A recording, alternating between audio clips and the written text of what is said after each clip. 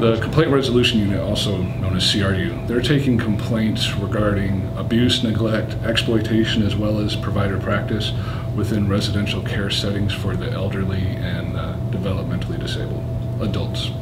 Because the CRU receives complaints of vulnerable adults living in residential settings, it's important for their safety, as well as for the safety of other adults living in those same settings, that the CRU assigns those complaints to field staff timely and that they prioritize them accurately so that an RCS field member can respond to that complaint more quickly than they otherwise would.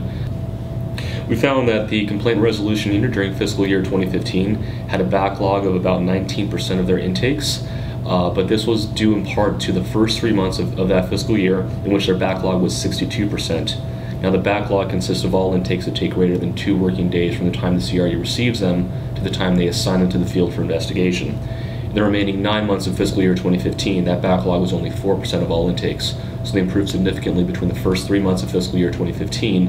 and the latter 9 months of that fiscal year. The CRU hired temporary transcriptionists to help make their process more efficient. They rely heavily on voicemail for receiving complaints, and so those transcriptionists allowed the CRU as a unit to operate more efficiently.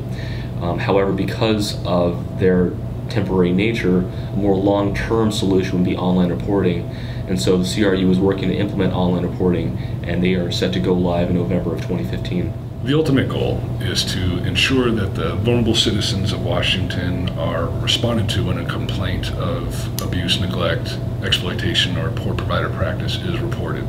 And to do that, we recommend that the CRU track those actions within their systems to make sure their response are more timely, as well as implement a formal quality assurance program to make sure that those assessments of those complaints are more accurate and consistent, as well as ensuring that the online reporting system is rolled out successfully, that providers are educated properly on that system, and those were our recommendations.